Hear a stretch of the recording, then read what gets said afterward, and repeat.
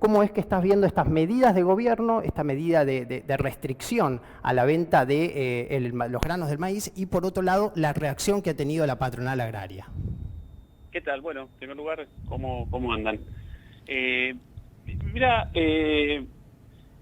me parece, digamos, en términos como muy generales, en principio, como intención de intentar intervenir sobre la producción, en este caso agrícola y el comercio de granos, con el objetivo de controlar los precios del mercado interno, me parece en términos generales una cosa positiva. Lo que me parece también es que pone en evidencia como cierta improvisación por parte del gobierno en esta materia.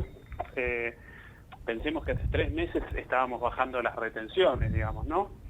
Y entonces en ese sentido contrasta un poco, me parece a mí, con lo claro que tienen las cosas las organizaciones, como vos decías, patronales agrarias y el lugar político y las características políticas que están jugando, ¿no es cierto?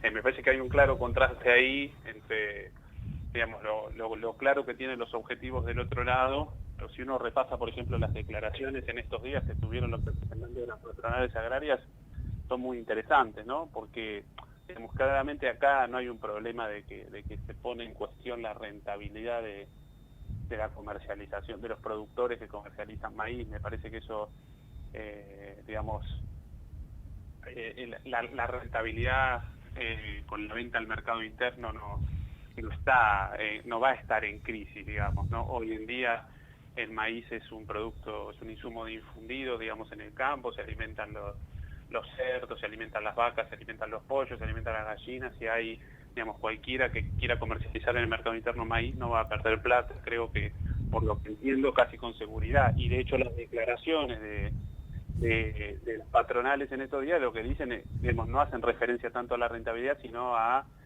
que no impedir que el gobierno, otro manotazo del gobierno, y particularmente el vicepresidente, estoy buscando acá una declaración,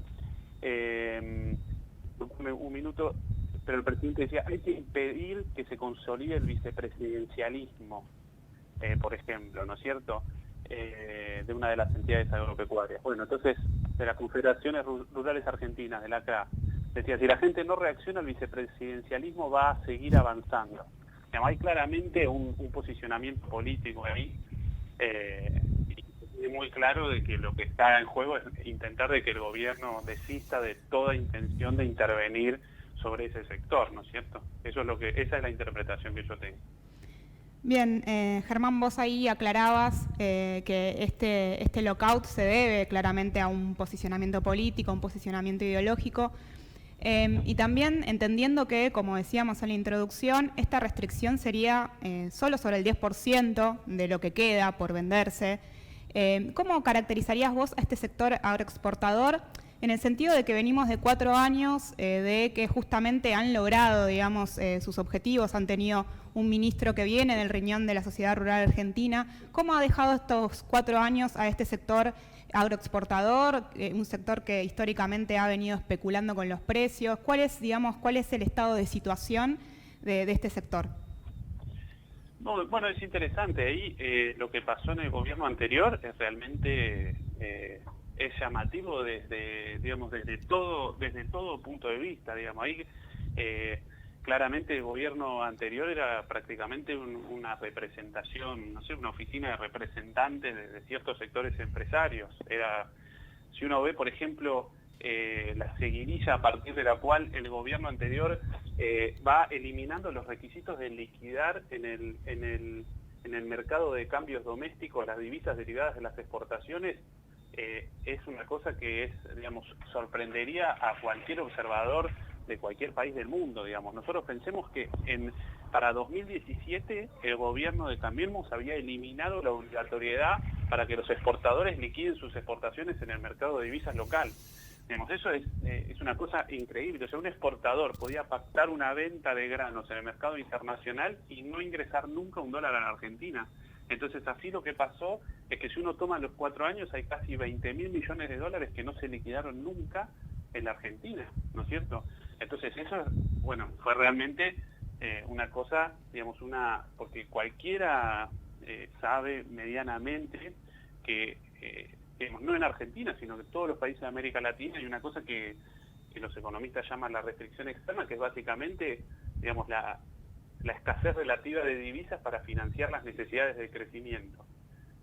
Si uno además le agrega todo el condicionante que fue la deuda externa, esa escasez relativa de divisas se agudiza aún más. Entonces, permitir que una de las principales fuentes de divisas en un país que como la Argentina y como todos los países de América Latina tienen problemas para conseguir esas divisas y por lo tanto para hacer política en moneda nacional, porque al no tener divisas puede eso generar problemas de tipo de cambio, problemas inflacionarios, es realmente una cosa que no tiene ningún sentido, salvo que ese gobierno represente directamente a esos 3 o 4 grandes grupos empresarios exportadores. Claro. Sí, no, perdón, continúa, Germán. No, bueno, y entonces en ese sentido me parece a mí, a principios de este año, cuando se anunció lo de Vicentín, a mí, perdón que ya por ahí seguramente hablaron mucho de eso, y perdón que vuelva sobre eso, pero me pareció una cosa, la verdad que me generó muchísimo entusiasmo, porque efectivamente nosotros tenemos que, digamos, además de que el mercado, digamos, desde la importancia estratégica que tiene el sector exportador en un país como la Argentina, digamos, digamos, lo que dejó Cambiemos es un mercado totalmente donde el Estado no tiene controles. El Estado apenas puede controlar lo que se pesa en los puertos, digamos. Muchos de los puertos no son estatales, no sabemos cuánto se exporta. Si uno googlea las noticias, digamos, va a encontrar que lo que está viendo es incluso se detienen, hay noticias de camiones que trafican soja a Paraguay para, digamos, estamos en una situación en un mercado tan estratégico donde el Estado tiene muy pocos instrumentos para fiscalizar. Desde esas cuestiones que estoy mencionando hasta, por ejemplo, que las grandes cerealeras, o sea, hay 10 cerealeras que explican el control del 90% de las exportaciones de granos, esas grandes cerealeras pueden acopiar granos, o sea, hay un control de un mercado estratégico donde el Estado no sabe muy bien qué sucede, que le cuesta que los exportadores liquiden, que le cuesta controlar las fronteras, que le cuesta saber exactamente cuánto se exporta. Entonces, medidas como la de Vicentín, digamos, de tener una empresa estatal, que puede ser Vicentín o puede ser otra, que es más difícil por ahí crear una de cero, yo no soy un especialista en este tema, pero tener una empresa estatal con presencia en los puertos que pueda poner un poco de luz sobre este sector tan estratégico y tan opaco es algo muy importante. Por eso digo, en términos generales, esta medida me parece que eso va en una línea correcta, pero me parece también que pone en evidencia como cierta improvisación, porque digo, hace 3 meses cuando estaba el problema agudo del dólar, digamos, del precio de los dólares ilegales, del dólar no ilegales, del contado con liquidación, etcétera, el gobierno bajó las retenciones para tratar de incentivar la liquidación y ahora está el problema inverso, que es, digamos, tratar de controlar los precios del mercado interno y está esta medida. Pero me parece que de fondo habría que discutir alguna cuestión más profunda y duradera para intervenir en el sentido que